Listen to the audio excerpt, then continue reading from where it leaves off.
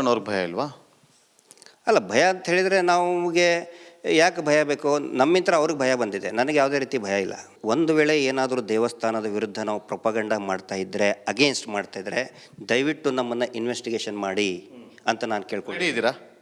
Ready ಈಗಲ್ಲ, 2 ವರ್ಷದಿಂದ ದೊಡ್ಡ ದೊಡ್ಡ ಸಭೆಯಲ್ಲಿ ಹೇಳಿದ್ದೀನಿ ನಾನು. ಇವತ್ತು ಒಬ್ಬ ಕಮಿಷನರ್ನ ಎತ್ತಂಗಡಿ ಮಾಡಿದ್ರೆ ಒಬ್ಬ ಪೊಲೀಸ್ ಪೇದೆ ಬಂದು ರಾಜ್ಭವನ್ ಹತ್ರ ಹೋರಾಟವನ್ನು ಮಾಡ್ತಾನೆ.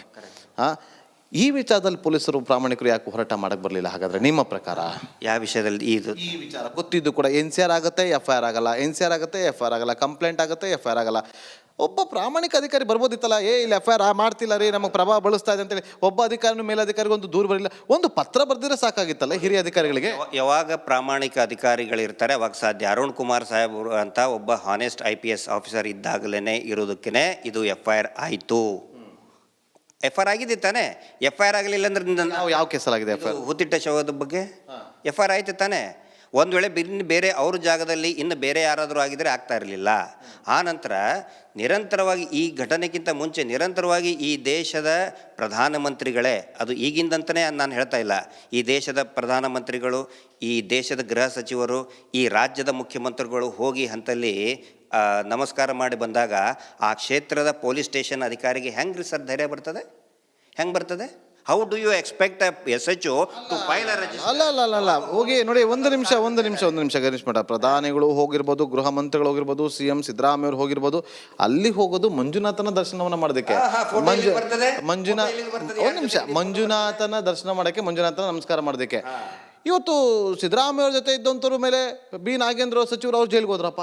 ಈಗ ಹಾಗಂತ ಇಲ್ಲಿ ಅವರು ಫೋಟೋ ತಗೊಂತಾರೆ, ಅವ್ರನ್ನ ಜೈಲ್ಗೆ ಹಾಕ್ಸಿದ್ರೆ ಅದು ಹೆಂಗೆ ಹೇಳ್ತೀರಿ? ನೀವೊಬ್ರು ಪೊಲೀಸ್ ಇಲಾಖೆಯಲ್ಲಿ ಇದ್ದಂಥವ್ರು, ನೀವು ಹೇಗೆ ಇದನ್ನ ಸಮರ್ಥನೆ ಮಾಡ್ಕೊಳ್ತೀರಿ? ಪೊಲೀಸ್ ಇಲಾಖೆ ನೀವು ಸಮರ್ಥನೆ ಮಾಡ್ಕೊಳ್ತಾ ಇದ್ದಾರೆ ಅಂತ ಅನಿಸ್ತಾ ಇದೆ ನನಗೆ. Very right question. ನೀವು ಕೇಳಿದ್ದೇನು ಗೊತ್ತಾ? ಮಂಜುನಾಥನ ದರ್ಶನಕ್ಕೆ ಹೋಗ್ತಾರೆ, ಒಂದೇ ಒಂದು ಫೋಟೋ ಮಂಜುನಾಥ ಸ್ವಾಮಿ ಜೊತೆಗೆ ಇದ್ದಿದ್ದಿದೆಯಾ? ನಮಗೆಲ್ಲ ಗೊತ್ತಿರೋ ಹಾಗೆ ಮಂಜುನಾಥನ ಫೋಟೋ ಎಲ್ಲೂ ಕೂಡ ತೆಗೆಯಕ್ ಬಿಡೋದಿಲ್ಲ ಅಂತ ನಮಗೆ ಗೊತ್ತಿರುವಂತ ವಿಚಾರ. ಎಲ್ಲಿ ಬಿಟ್ಟಿದ್ದಾರೆ? ಸುಬ್ರಹ್ಮಣ್ಯದಲ್ಲಿ ಆರ್ಚ್ ಕೆಳಗಡೆ ಫೋಟೋ ಬಿಡ್ತಾರೆ, ಆರ್ಚ್ ಕೆಳಗಡೆ ಫೋಟೋ ತೆಗಿಬಾರ್ದಾ?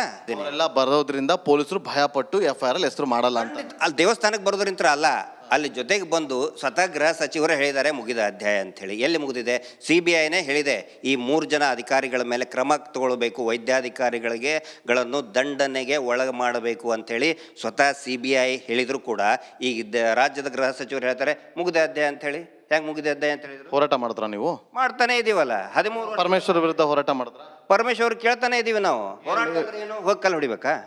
ಕಲ್ಲು ಇವಾಗ ಈ ಕಲ್ಲು ಹೊಡಿತಾ ಇದ್ರೆ ನೀವಾಗ? ಕಾನೂನು, ಅದಕ್ಕೆ ನಮಗೆ ಕಾನೂನಿನ ಮೇಲೆ ಇನ್ನೂ ನಂಬಿಕೆ ಇದೆ.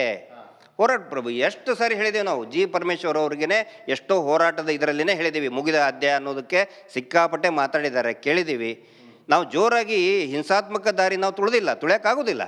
ಕಾನೂನಿನ ಸುಪರ್ದಿನಲ್ಲಿನೇ ನ್ಯಾಯ ಸಿಗಲಿ ಅಂತ ಹೇಳಿ 13 ವರ್ಷ ಏನಕ್ಕೆ ಆ ಪ್ರಶ್ನೆ ಕೇಳಿದ್ರೆ, ನಾವು ಕಲ್ಲು ಹೊಡೆಯಕ್ಕಾಗತ್ತ ಅಂದ್ರಲ್ಲ, ಅದಕ್ಕೋಸ್ಕರ ಹೋರಾಟ ಮಾಡಿದ್ರ ಅಂತ. ಅಲ್ಲ, ನಾ ಹೇಳಿದ್ದು ಈಗ ನೀವು ಯಾವ ತರ ಹೋರಾಟ ಮಾಡೋದು? ಅವಾಗಲೇ ಕಲ್ಲು ಹೊಡೆದಾಗನೇ ಕವರ್ ಮಾಡಿ. ನೋ ಹಂಗಾರೆ ಇವತ್ತು ನೀವು ಕಲ್ಲು ಹೊಡಿತಾ ಇದ್ರ ಅಂತ, ನೀವು ಕಲ್ಲು ಹೊಡೆದ್ರೆ ಅಂತ ನಿಮ್ಮ ಹತ್ರ ಹುಡ್ಕೊಂಡ್ ಬಂದಿದ್ದೀನ.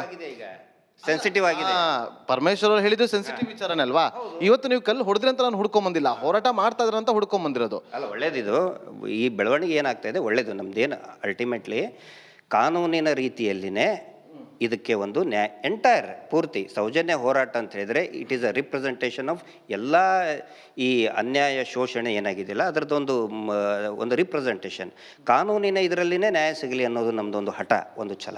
ಇದು ದೇವಸ್ಥಾನದ ಭಕ್ತರಾಗಿ ಮಂಜುನಾಥ ಸ್ವಾಮಿಯ ಸೇವೆ ಅಂತ ನಾವು ಮಾಡ್ತಾ ಇದ್ದೀವಿ ಹೊರತು ದೇವಸ್ಥಾನದ ವಿರುದ್ಧ ಏನಾದರೂ ಮಾಡಿದರೆ, ಮಹೇಶ್ ಶೆಟ್ಟರ್ 13 ವರ್ಷದಿಂದ ಮಾಡ್ತಾ ಇದ್ದಾರೆ, ಬಹಳ ಇವತ್ತಿಗೂ ಗಟ್ಟಿಯಾಗಿ ನಿಂತಿದ್ದಾರೆ, 2 ಕೈಕಾಲು ಗಟ್ಟಿ ಇದೆ.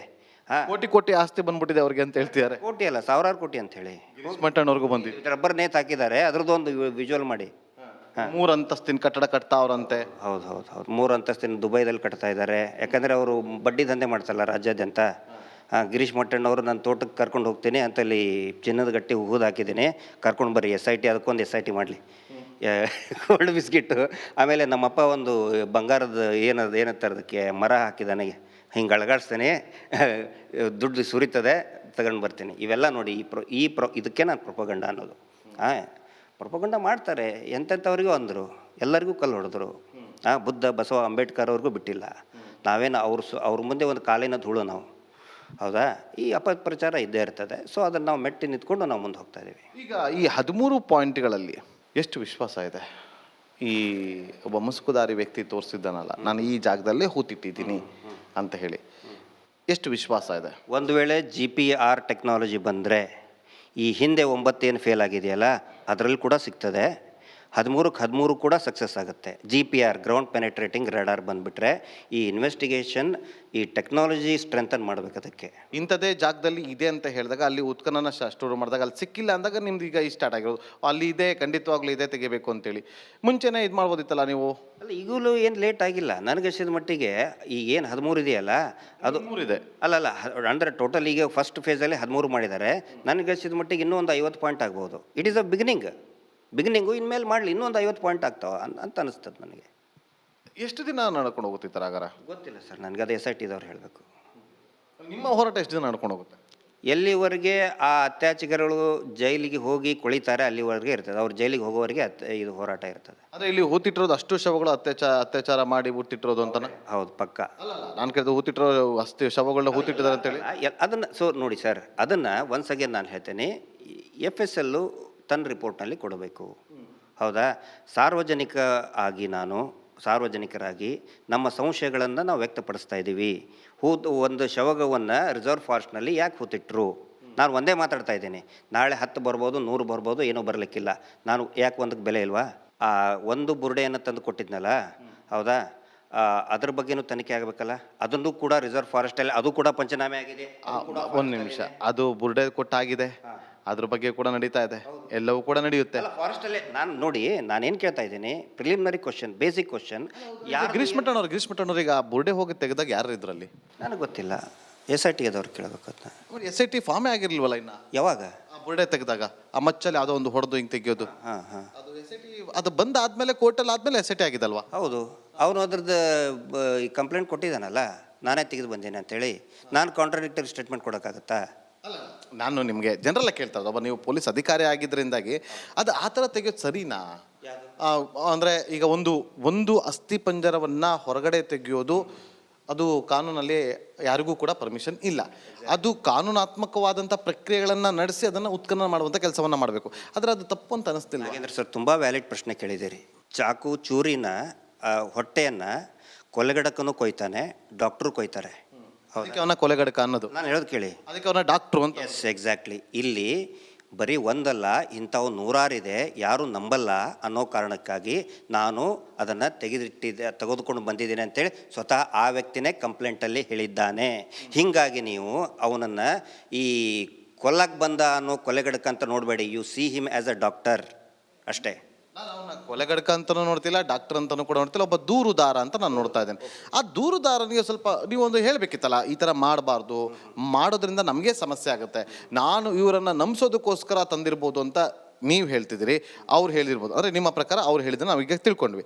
ಇವತ್ತು ಬೇರೆ ಹೇಳ್ತಾರೆ ನಂಬಿಸೋದಕ್ಕೋಸ್ಕರ ಇವರೇ ತಂದು ಇಟ್ಬಿಟ್ಟು ಈ ಥರ ಮಾಡಿರ್ಬೋದು ಅಂತ. ಅಲ್ಲ, ನೀವು ಕೇಳಿದ್ರಲ್ಲ, ಈಗ ನೀವು ಹೇಳ್ಬೋದಿತ್ತಲ್ಲ ಅಂತೇಳಿ. ನೀವೇ ಹೆಂಗೆ ಹೇಳ್ತೀರಿ ನಾನು ಅವ್ನಿಗೆ ಹೇಳಿದ್ದೇನೆ ಬಿಟ್ಟಿದ್ದೇನೆ ಅಂತ? ಇವತ್ತು ಜೊತೆಯಲ್ಲಿ ಹೋರಾಟ ಮಾಡ್ತಾ ಇದ್ರಲ್ಲ, ಅವನೇನು ಜೊತೆಗೆ ಯಾವತ್ತಿಗೂ ಹೋರಾಟಕ್ಕೆ ಬಂದಿಲ್ವಲ್ಲ ನಾನಂತ. ಮತ್ತೆ ನಿನ್ನೆ ನೀವೇನಕ್ಕೆ ಮಾತಾಡಿದ್ರಿ ಸೋಷಿಯಲ್ ಮೀಡಿಯಾದಲ್ಲಿ? ಅವನಿಗೆ ಪೊಲೀಸರು ಧಮಕಿ ಹಾಕಿದ್ರು, 100 ಜನ ಮಾತಾಡ್ತಾ